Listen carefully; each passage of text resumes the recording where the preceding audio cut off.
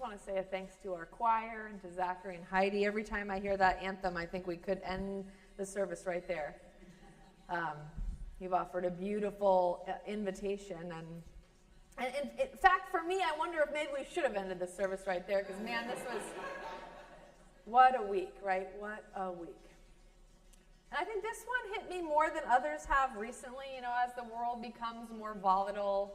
I certainly notice myself feeling a little more numb to it. I don't know if anybody else feels that way, but this week all the feelings got all the way through.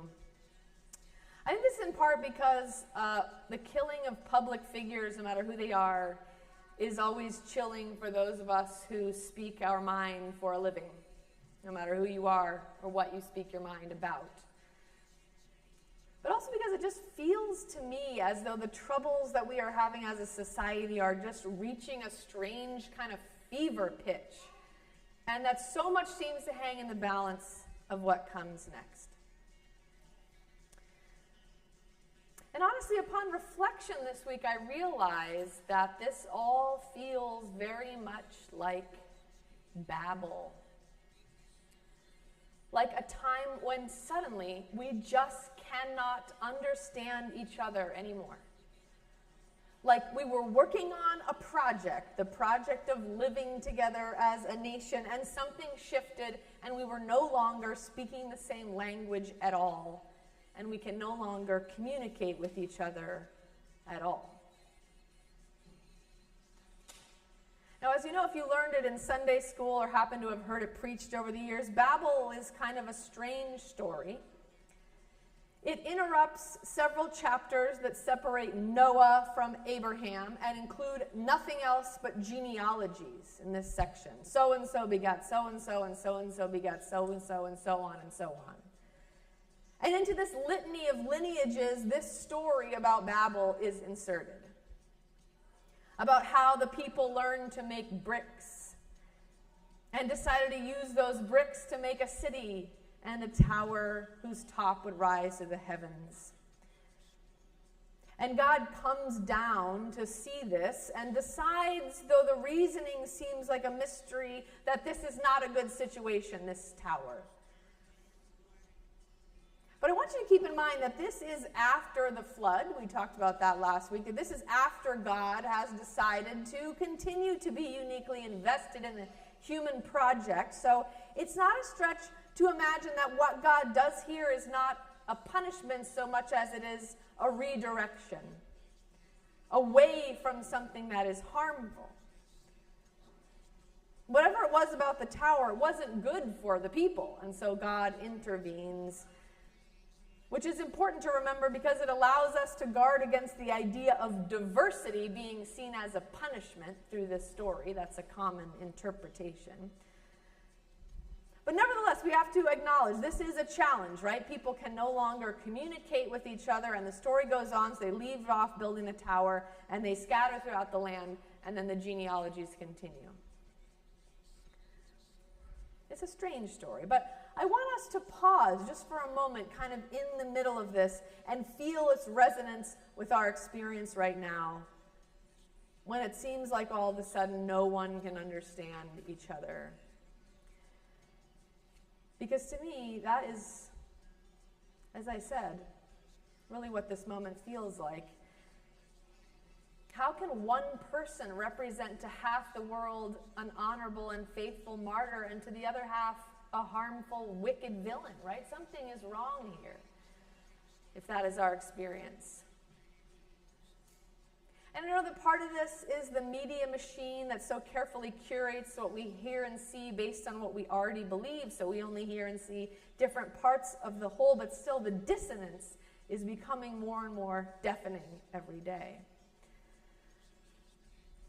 And of course, it's likely that, as has been a common human response for millennia, the reaction is violence. Right? This is a pattern that's existed since the beginning, that our reaction to difference is violence. This impulse to overcome or eliminate or annihilate that which we cannot understand. So I feel responsible to say here today that as a Christian, or as someone who follows the way of Christ and believes that in Christ God has redeemed us in a particular way, that this is not our path. For me, one of the most compelling and beautiful interpretations of the incarnation is that Jesus dying and being raised was an act of God that put an end to the cycle of redemptive violence in which humans have always lived. In Jesus' death, God sacrificed God's self to this cycle, and then in rising subverted it, opening a new path for us to trod, which is the path of peace and reconciliation. So that's one thing I think it's important to say, that violence cannot be redemptive, because God has taken that away as our path, and we can never condone it. The second thing that seems important to say from a Christian perspective, and this really gets down to the marrow of it here, the way we are meant to encounter others in the world, even those who speak and live differently from us, is not only nonviolent, as we see in the example of Jesus, but it is grounded in love, as we learn from the identity of Jesus. And this is because as followers of Jesus, as people who believe that Jesus lived because God so loved the world, we don't encounter others based on who they are. We encounter others based on who he is, who Jesus is, the embodiment of God's love. If we read the story whole, we learn that in Jesus, God has acted on behalf of all people to bring them into new life. All people. So it's not that all people are deserving of our love. It's that God has determined all people to be the recipients of God's love. And if we choose to follow Jesus, we choose to follow that trajectory. And that is not easy. That is not easy. In fact, that might be the hardest thing. There is a reason that love your enemies was never the most successful selling point for Jesus' campaign about God's kingdom. There is a reason that love your enemies is not the byline on every church sign in America. It is not easy. But it is what Jesus said, and it seems to be how Jesus lived, and it definitely was the spirit in which he died and was raised.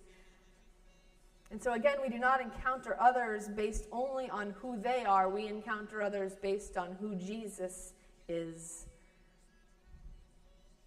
which means that they are all sacred, worthy of dignity and care, all of them. The ones that disagree with us, the ones that hurt us, the ones that dismiss us, the ones that spend their whole lives advocating for a message we would spend our whole lives opposing. We have all been redeemed by God's act of presence and salvation, and we take that all very seriously. It's also important to say in that invitation, we do not lose ourselves. The invitation is not to sacrifice our own sense of sacred dignity. Does not mean we have to shrink from moral reasoning or from prophetic imagining or from protecting the vulnerable among us when we extend love to all people. There's a way to do it from a place of strength, and a place of courage, and a place of conviction. And I want to tell you that I think one of the most powerful and prophetic voices advocating for and resourcing us for this worldview today is an author that our Compline, our contemplative practice group, has been in conversation with the last few months. Valerie Kaur is a Sikh scholar, activist, filmmaker, and author whose book, See No Stranger, a memoir and manifesto of revolutionary love, is an extended reflection on how we apply love for others, love for our opponents, and love for ourselves as the medicine the world needs in this time. You know, as is often the case, though we don't share the same faith, journeying along with Kaur as she shares about her spiritual life as a Sikh has awoken in me a renewed passion for and engagement with my own Christian faith. Again and again, as I made my way through the pages of her book, I found myself moved to tears by her witness of what faith is and can be. And I also found myself challenged on a deep level by her call to see others as parts of ourselves we do not yet know. And maybe if you are hearing this for the first time, it sounds overly saccharine, but believe me when I tell you this book does not sugarcoat the painful and difficult realities of trying to do this work, and about how much patience and energy and heart and courage and pain it can take to live so boldly. Her call to wonder and struggle and breathe and rage and push and reimagine together has opened up new space for me to consider what I am being called to right now. And I just want to read you one excerpt. This is from her chapter on listening and her experience as a woman of color after 9/11, encountering those who labeled her people as terrorists and without thought treated them as enemies. Here's what she writes. She writes, "Deep listening is an act of surrender. We risk being changed by what we hear. When I really want to hear another person's stories, I try to leave my preconceptions at the door and draw close to their telling. I am always partially listening to the thoughts in my own head when others are speaking, so I consciously quiet my thoughts and begin to listen with my senses. Empathy is cognitive and emotional. To inhabit another person's view of the world is to feel the world with them. But I also know that it's okay if I don't feel very much for them at all. I just need to feel safe enough to stay curious. The most critical part of listening is asking, what is at stake for the other person? I try to understand what matters to them, not what I think matters. And sometimes I start to lose myself in their story. As soon as I notice feeling unmoored, I try to pull myself back into my body like returning home. As Hannah Arendt says, one trains one's imagination to go visiting. When the story is done, we must return to our skin, our own worldview, and notice how we have been changed by our visit. And so I ask myself, what is this story demanding of me, and what will I do now that I know this? Now, when Valerie speaks of the work of love, I can't help but hear in it echoes of the voice of Jesus calling. And I have to tell you that as I returned to some of her words this week, I felt very resistant. I heard her talking about listening and loving, and I wanted to say, no, we can't. We can't. It's too dangerous. It's too hard. We can't love them, and they don't deserve it. And again, I hear Jesus saying, just as I have loved you, so you will love the world. And I have to believe there is truth there, hearing it, and that there is liberation there. You know, I have to believe that perhaps, as Cora suggests, this disorienting and dark time is actually generative, turning us away from a building project that would not have served us well and turning us toward birthing something else that might, in the end, give us life. Even as I was writing that, I was thinking, is that even possible? I have so many doubts. And I also have a little bit of hope. And I have to hold it very tightly. But when I consider it, it does make me want to recommit myself to listening and to loving. But her witness reminds me that I don't have to do that and avoid the work of witnessing to the good news that I know is true, speaking the language of my own heart. Because I am a person of faith, but a prophet too, right? We all are. To whatever extent we've been transformed by God's love, we become messengers of it best as we are able. So I feel like though I can, with courage and confidence, live and love and listen, but also claim what I know to be true, to the message that I've been given. And that is the good news that tells me God was present in this person, Jesus, who came into the world because of love. that God was present in this person who welcomed the stranger. This person who listened to and stood with women and empowered them as leaders. This person who sat at table with the marginalized, who heard their concerns, who asked their names, who touched them with loving kindness and offered them healing on their own terms. The good news I have to speak is that God was present in this person, Jesus, who died with words of mercy on his lips and rose with a message of peace in his hands.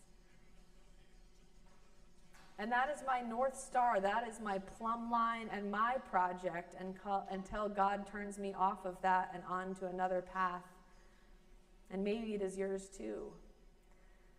And so I think we have an invitation here to breathe and to pray and to mourn and to struggle and to rage and to reimagine and to push and to have joy together and to find out what the work of true love might build.